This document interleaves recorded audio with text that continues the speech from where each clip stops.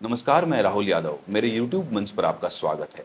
गुजरात दंगों के बाद अटल बिहारी वाजपेयी ने एक प्रेस कॉन्फ्रेंस में कहा था, राजा के लिए, शासक के लिए प्रजा प्रजा में भेद नहीं हो सकता। न जन्म के आधार पर, न जाति के आधार पर, न संप्रदाय के आधार पर। हम भी वही कर रहे हैं साहब। लेकिन आज की स्थिति में उत्तर प्रदेश की योगी सरकार ठीक इसके विपरीत काम कर रही है। ताजा मामला कानपुर से आया है और ये कोई छोटा मोटा मामला नहीं है, हाई प्रोफाइल मामला है जिसमें कि एक सीएमओ और एक डीएम मुख्य केंद्र में है। दरअसल इसी साल 12 फरवरी को हरिदत्त नेमी कानपुर में एज ए सीएमओ ट्रांसफर होकर आते हैं। आने के बाद वो वहां की व्यवस्थाओं को समझने की कोशिश कर रहे थे कि 16 फरवरी को उनको एक फाइल थमा दी जाती है और उनको बोला जाता है कि इस फाइल को गो थ्रू करके इसको पास ऑन करो। उसमें कुल 1 करोड़ 60 लाख रुपए का भुगतान होना बाकी था, यानी कि उन्हें साइन करने थे जिससे कि जो कंपनी थी उसे वो पेमेंट हो जाती सरकार के द्वारा।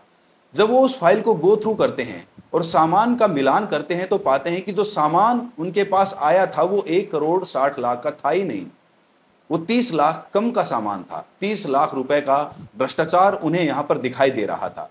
और 20 तारीख को मुझे एक कमिश्नर साहब थे उस समय अमित गुप्ता, उनके माध्यम से एक चिट्ठी आई, मेरी वहाँ शिकायत की गई जीएमबी फार्मा द्वारा कि मेरा जो है पेमेंट जो है सीएमओ साहब नहीं कर रहे हैं। उससे मुझे शक हो गया और मैंने जैसे ही सीएमएसडी स्टोर में एक जाके देखा तो वहाँ सामान वाकई में कम था। उसके बाद में मैंने वहाँ पर एक अपनी टीम गठित करी जिसमें मैं था, एक एडिशनल सीएमओ थे, एक डिप्टी सीएमओ थे, एक प्रशासनिक अधिकारी थे। टीम गठित करने के बाद जब सामान की चेकिंग हुई तो उस कंपनी का सामान जो था वो 1 करोड़ 30 लाख 47 हजार का सामान था और 30 लाख का सामान आया ही नहीं था, जबकि मुझ पर दबाव बनाया गया था कि मेरा सामान आ चुका है, मेरा पेमेंट कर दिया जाए।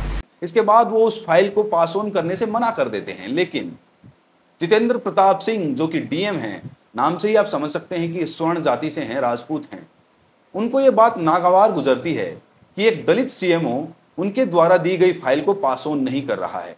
कुछ दिनों के बाद वो चेकअप के लिए आते हैं और जब चेकअप के लिए आते हैं तो पाते हैं कि सीएमओ वहां पर मौजूद नहीं है। इसके बाद उनके खिलाफ जांच का आदेश दिया जाता है। जांच होती है और जांच के दौरान उन्हें मीटिंग्स में बुलाया जाता था जहां पर सबके सामने उन्हें जाति सूचक शब्दों से संबोधित किया जाता था। उनको गालियां भी दी जाती थी। हर मीटिंग में सभी जानते, सारे स्टाफ जानते हैं कि मुझे हर मीटिंग में जो है मेरे लिए ऐसे शब्द बोले गए कि मिर्चें निकलेंगी, चुमर जाएंगे, तुमको सस्पेंड करा दूंगा। इससे प्रताड़ित होकर हरिदत्त नेमी ने मुख्यमंत्री योगी आदित्यनाथ को एक पत्र लिखा और उसमें दरख्वास्त की कि उनको इंसाफ मिले। उन्होंने पूरा विवरण दिया कि किस तरीके से झूठे जांच के आदेश में उनको फंसाने की कोशिश की जा रही है। हाँ, ये मैंने शिकायत जो मैं आप लोगों को दे रहा हूँ, ये माननीय मुख्यमंत्री जी को मैं भेज चुका हूँ। ये वाली मैं माननीय मुख्यमंत्री जी को भेज चुका हूँ, इधर देखिए, मैं आपको सबको दे दूँ। और मुख्यमंत्री होने के नाते उनसे दरख्वास्त की कि वो इनके खिलाफ कड़ी कार्रवाई ले और उनकी पोजीशन की बहाली करे। जब उन्होंने अपना पत्र मुख्यमंत्री आदित्यनाथ को भेजा तो 2 विधायकों ने भी, बीजेपी के ही विधायक थे, उन्होंने भी इस पत्र का समर्थन किया था। डीएम जितेंद्र प्रताप सिंह के समर्थन में 3 विधायक आ जाते हैं और उसके बाद योगी आदित्यनाथ को एक दूसरा पत्र लिखा जाता है जिसमें कि ये कहा जाता है कि जो डीएम है वो अच्छे तरीके से काम कर रहे हैं और जो सीएमओ है वही अपने काम में कोताही बरत रहे हैं। इसके बाद पूरा निर्णय योगी आदित्यनाथ के हाथ में था और योगी आदित्यनाथ ने जो दलित सीएमओ थे जिन्होंने पहले अपनी चिट्ठी लगाई थी उनको उनकी नौकरी से निकाल दिया। उनके साथ अत्याचार हुआ, उनको जाति सूचक शब्दों से संबोधित किया गया। भरी मीटिंग में उनके साथ मारपीट करने की भी कोशिश की गई। बावजूद इसके उन्हीं की नौकरी चली गई।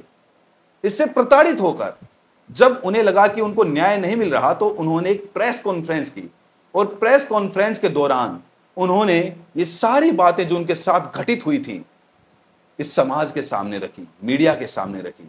और जब मीडिया ने उनसे सवाल पूछा कि अब आप आगे क्या करेंगे, आप तो मुख्यमंत्री तक अपनी दरख्वास्त लगा चुके हैं, अब कौन सा दरबार बचा है, तो उन्होंने कहा कि अब वो कोर्ट का रुख करेंगे, कोर्ट में केस दायर करेंगे और संविधान के तरीके से अपने लिए न्याय मांगने की कोशिश करेंगे। सीएमओ साहब ने यह भी बताया कि जिस कंपनी को 1 करोड़ 60 लाख का भुगतान होना था उसके जो मालिक हैं वो कई बार जेल भी जा चुके हैं, यानी कि एक अपराधी को यह कॉन्ट्रैक्ट दिया गया था और जब उनको पेमेंट नहीं हुई तो उनके खिलाफ एक बड़ी साजिश की गई। हरिदत्त नेमी साहब के केस से हम समझ सकते हैं दोस्तों, जो जातिवाद है वो कितने ऊंचे पदों तक शामिल है। और हम रोज सुनते हैं कि योगी आदित्यनाथ की सरकार में किस तरह दलितों पर अत्याचार बढ़े हैं। कहीं किसी दूल्हे को घोड़ी से उतार दिया जाता है, कहीं ग्वालियर हाईकोर्ट में बाबा साहेब अम्बेडकर की प्रतिमा लगाने को लेकर भीम आर्मी कार्यकर्ताओं के साथ मारपीट की जाती है। और इस तरीके के तरह तरह के केस हमारे सामने आए दिन आते रहते हैं। दलित बेटियों का रेप होता है, दलित मजदूरों के साथ मारपीट की जाती है, कहीं पर जिंदा जला दिया जाता है। लेकिन दलित समाज आज भी सोया हुआ है। वो अपने लिए इंसाफ मांगे तो मांगे कहां? जब सरकार उनकी नहीं सुनती तो वो कोर्ट का दरवाजा खटखटाते हैं। लेकिन जरा सोचिए, कोर्ट परिसर में भी अगर जातिवाद फैल गया हो तो मैं आपको उदाहरण के तौर पर समझाना चाहता हूं दोस्तों, कोर्ट परिसर में भी जातिवाद फैला हुआ है। हाल ही में सुरेश कैत साहब ने ग्वालियर हाई कोर्ट में बाबा साहेब अम्बेडकर की प्रतिमा लगाने का आदेश दिया था। ये प्रस्ताव पारित हुआ था, इसके बाद पेमेंट भी हो गई थी, मूर्ति भी आ चुकी थी। लेकिन कुछ मनुवादी वकील बाबा साहेब की प्रतिमा लगाने का विरोध करते हैं। वो विरोध इस हद तक बढ़ जाता है कि भीम आर्मी को वहां पर एक आंदोलन करना पड़ता है। इससे पहले भीम आर्मी कार्यकर्ताओं के साथ वहां पर मारपीट भी होती है। और सोशल मीडिया पर जो स्वर्ण वकील थे वो एक वीडियो बनाकर पोस्ट करते हैं कि आओ, दम है तो आकर बाबा साहेब की मूर्ति लगाकर दिखाओ, जब तक हम हैं हम मूर्ति नहीं लगने देंगे।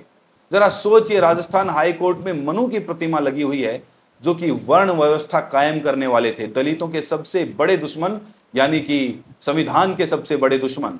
और उनकी प्रतिमा हाई कोर्ट के, राजस्थान के हाई कोर्ट में लगाई गई है। तो क्या ये संविधान का अपमान नहीं है?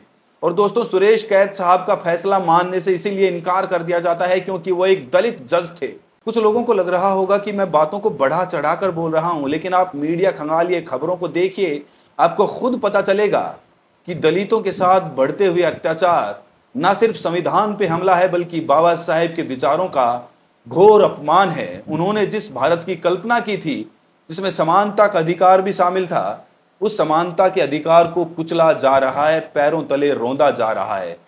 लेकिन भीम आर्मी इसमें बनी हुई है और चंद्रशेखर आजाद इसके लिए बड़ा कदम उठा रहे हैं। लेकिन उनके खिलाफ भी साजिश शुरू हो गई है।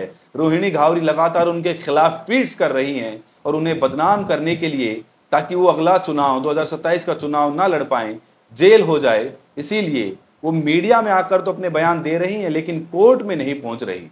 ये भी बड़ा मुद्दा बना हुआ है कि आखिर वो सस्ती पब्लिसिटी लेना चाहती है या फिर सच में उनके साथ चंद्रशेखर आजाद ने शोषण किया था।